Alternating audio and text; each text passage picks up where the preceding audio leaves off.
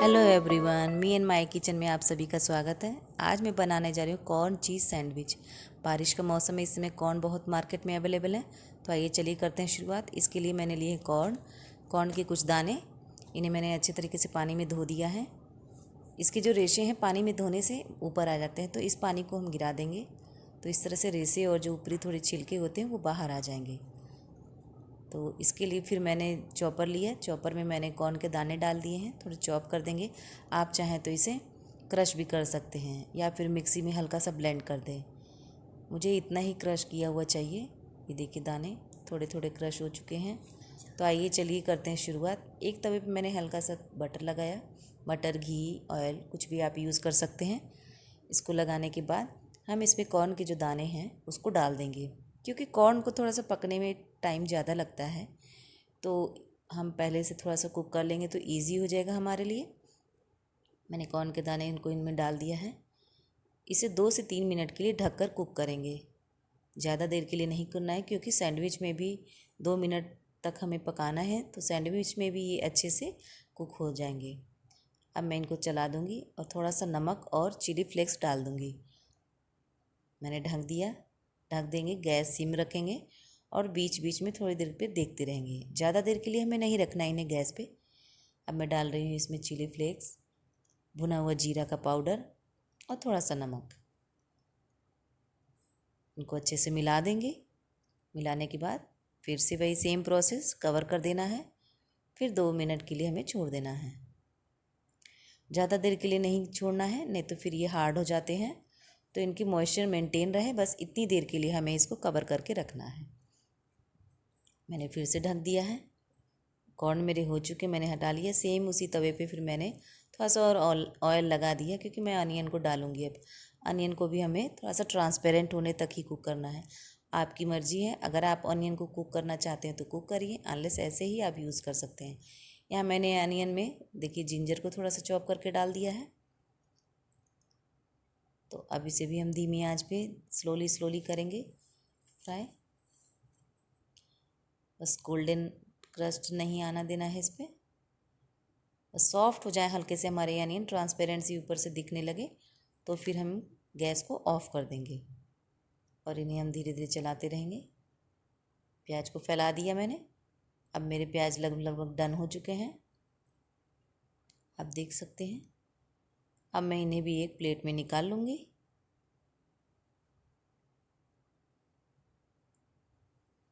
प्याज को आप कच्चा भी डाल सकते हैं और आप किसी भी शेप में रख सकते हैं, क्योंकि मैं जो चीज़ डालना है, चीज़ की वजह से ये अच्छे से बाइंड हो जाएंगे, सैंडविच से इधर उधर नहीं निकलेंगे। लेकिन मैंने चॉप कर लिया है, क्योंकि कॉर्न के दाने छोटे हैं तो सब एक इक्वल में रहेंगे।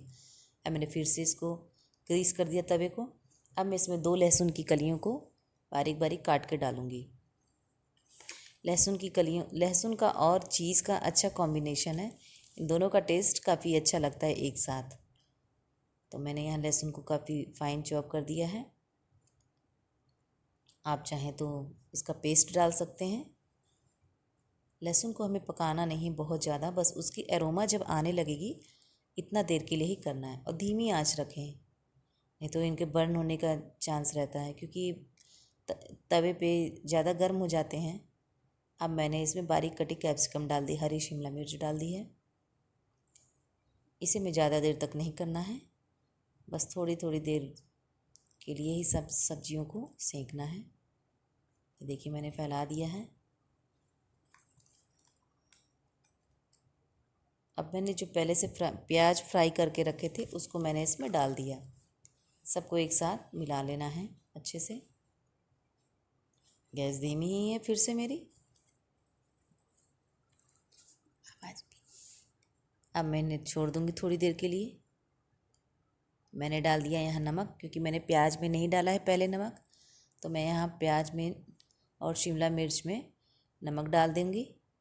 चिली फ्लेक्स, काली मिर्च का पाउडर, भुना हुआ जीरा पाउडर, इन सब मसालों को डाल के अच्छे तरीके से मिक्स कर दूँगी। थोड़ी देर के लिए ये प्रोसेस हमें करना है, नहीं तो सब्जियां जलने लगेंगी, क्योंकि सब्जियों की क्वांटिटी कम है और बर्तन हमारा बड़ा है, तो जलने के चांसेस ज़्यादा हो जाते हैं। अब मैंने कॉर्न के जो दाने हैं इनको पहले से फ्राई कर लिया था। अब उनको भी मैं इसमें अच्छे तरीके से मिला दूंगी।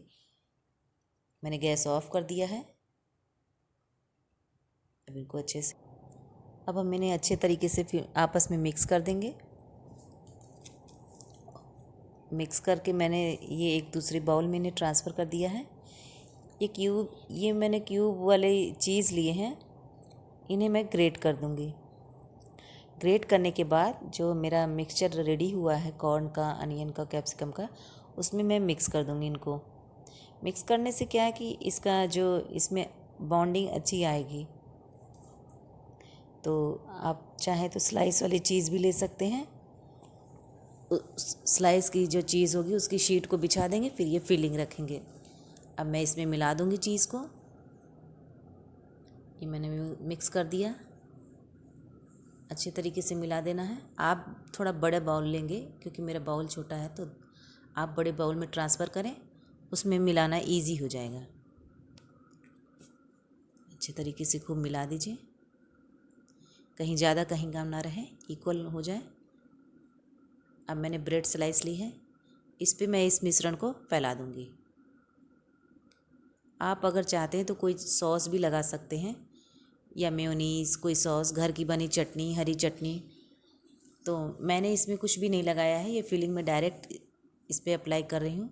अब इसके ऊपर मैं फिर से चीज़ को ग्रेट कर दूंगी। ये तो क्यूब वाली चीज़ है। आप चाहें तो इसके ऊपर स्लाइस वाली चीज़ को स्प्रेड करके रख सकते हैं। मैंने यहाँ चीज़ ग्रेट करके इस पे ब्रेड पे अच्छे तरीके से फैला दिए हैं, चारों तरफ से अच्छे से फैल जाए इक्वल। ये देखिए इस तरह से, जहाँ ना फैला हो वहाँ पे आप उंगलियों की सहायता से फैला दें। अब मैं ये दूसरा जो ब्रेड का स्लाइस है इसके ऊपर सेट कर दूँगी। मैंने इस तरह से लगा दिया है, थोड़ा सा प्रेस कर दें हाथों से। अब मैंने तवे को अपने ग्रीस कर लिया है।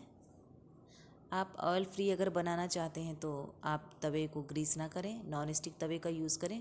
उसमें आपको अच्छे से ब्रेड को बिना ऑयल के ब्राउन क्रस्ट मिल जाएगा।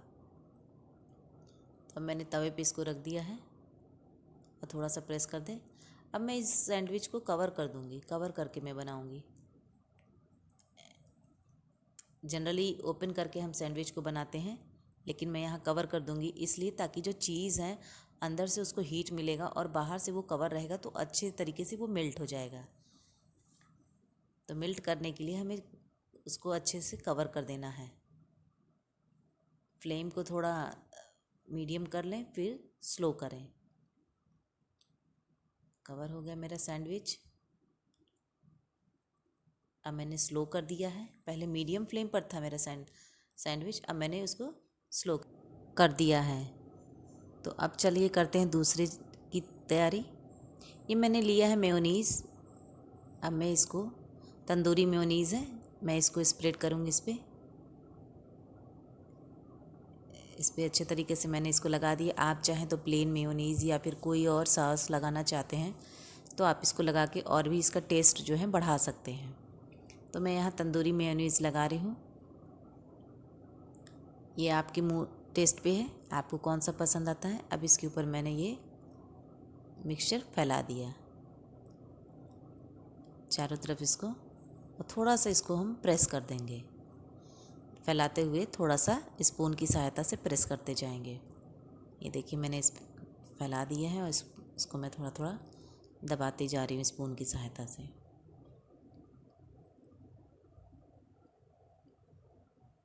चीज़ को मैं इसके ऊपर ग्रेट कर दूंगी, सेम वही प्रोसेस पहले सैंडविच की तरह। चीज़ को मैं इस पर ग्रेट कर रही हूँ।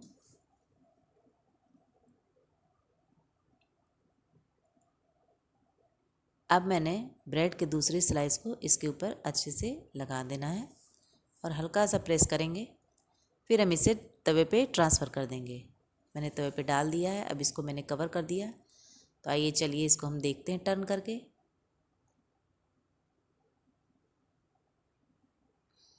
ये देखिए कितना ब्राउन हुआ है, इस पर कितनी ब्राउनिंग आ चुकी है।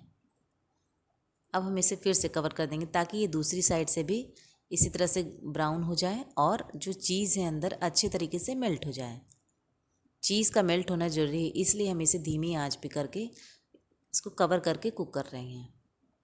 अब हम दूसरी जो स्लाइस है जिस पे मैंने तंदूरी मेयोनीज़ लगाए थे उसको डाल रही हूँ। उसको डालने के बाद भी मैं इस तरह से ढक दूँगी।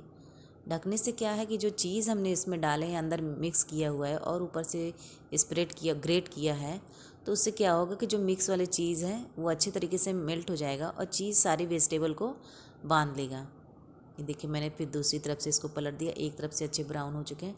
अब मैं फिर से इसको ढक दूँगी थोड़ी देर के लिए।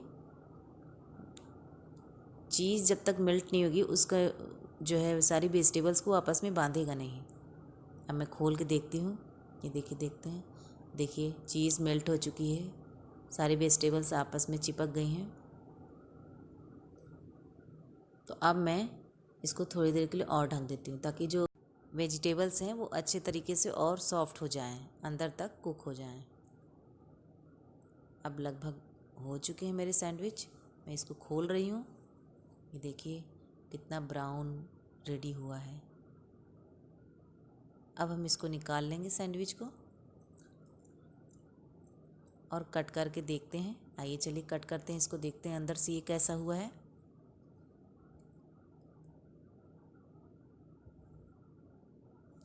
तो लीजिए रेडी है मेरा चीज़ कॉर्न सैंडविच। आप भी ज़रूर ट्राई करिए इसको अपने किचन में अपने स्टाइल से। अगर आपको मेरी ये वीडियो पसंद आई हो तो प्लीज़ लाइक शेयर कमेंट और सब्सक्राइब करना ना भूलें।